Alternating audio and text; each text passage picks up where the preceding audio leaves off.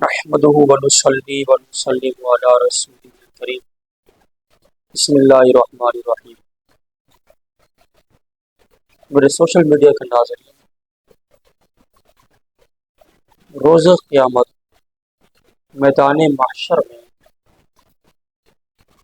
لوگ تین طرح سے انٹری کریں گے،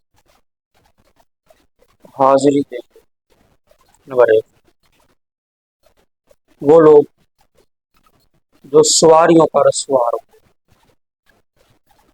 نمبر دو، وہ لوگ جو پیدل چل رہے ہوں گے۔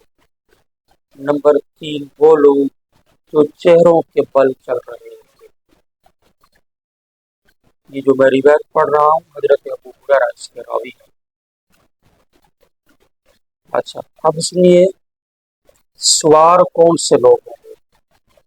سوار وہ لوگ ہوں گے الا ان اولیاء اللہ لا خوف علیہم ولا هم یحزنون، کہ اللہ کے جو ولی ہیں جنہیں نہ دنیا میں تو خوف ہوگا نہ آخرت میں تو خوف ہوگا۔ اللہ کے پیارے لوگ وہ جب میدان معاشر میں آئیں گے تو اس شان سے آئیں گے کہ وہ سواریوں پر سوار ہوں گے۔ جو سوار ہوں گے سواریوں پر یہ اہل تقوی ہے۔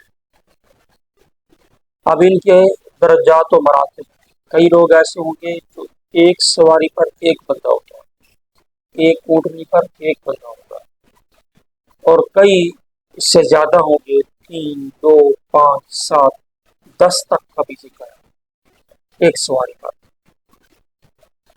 اور دوسرے وہ لوگ جو پیدل چل رہے ہیں، اس سے مراد گناہ گار مسلمان ہیں، وہ مسلمان جو کلمہ گو تھے، لا الہ الا اللہ پڑھنے والے مگر گناہ گار۔ اور جو چہرے کے بل چل رہے ہوں گے وہ کافر ہوں۔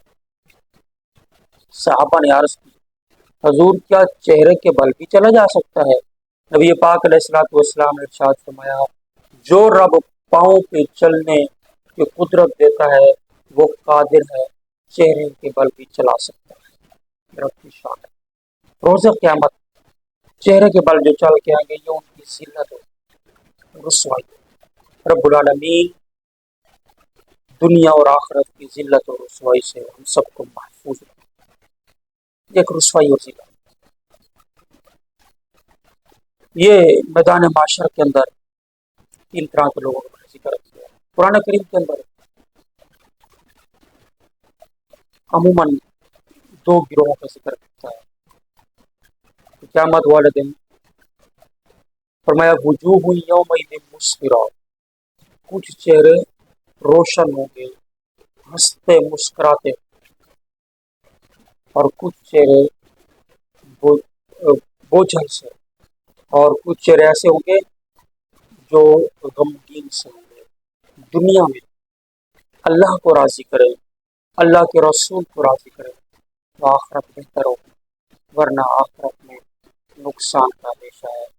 دعا گو ہوں اللہ ہمیں توفیق دے ہم اپنی آخرت کو بہتر بنائیں۔ آمین۔ وما علینا